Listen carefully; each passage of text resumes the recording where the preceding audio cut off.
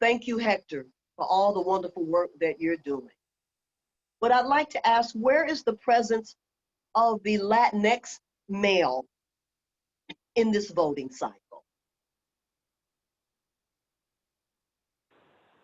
That's a great question, Lynn.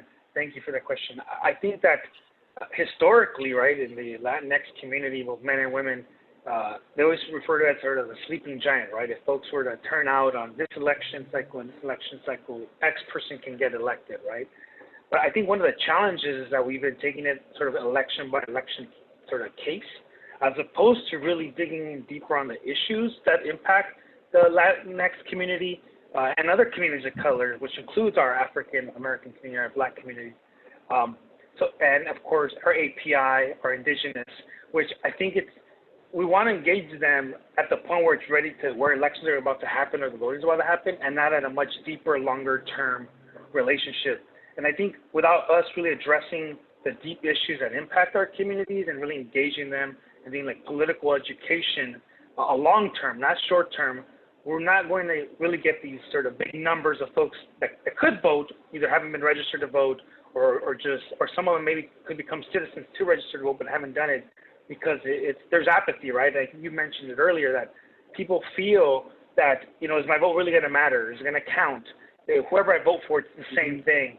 And I think that we see too much civic engagement as a voting for X person, for X proposition as the end all be all. Well, we really need to look at it more as engaging the community and the people so that they're involved over the long haul, over all the issues that are impacting them, both locally, statewide, and federally. I think one of the previous speakers around the neighborhood city councils is, it's really, that's where they start, right? People get involved because there's specific local things that impact them, and because they want to change something, or they see something that's not right, whether it be not enough parks, right, or too many jails in our community as opposed to more programs that emphasize education.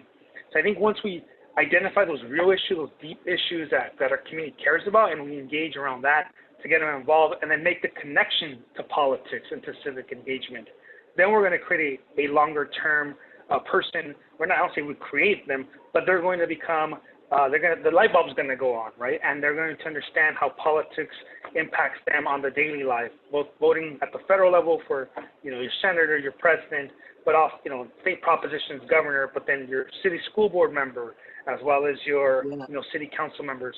So I think looking at only as the end all be all of just voting for or getting involved in an election is too short-sighted. And really the longer task of getting people really engaged requires a much longer thought process. And I would put that on the organizations that are trying to engage a lot of our communities, that we got to invest resources into it, right? Into education. When they're worried about, you know, are the kids going to be safe going to school because they're not sure if they should send their kids because of reopening, when the jobs that are available aren't enough to make ends meet, when workers need to work, you know, 10, 12 hours just to try and put food on the table, it's really challenging to think about elections, right? That's not your priority. So we need to take a more holistic approach and really look at the deep issues that to change it, to make it a more equal and just society.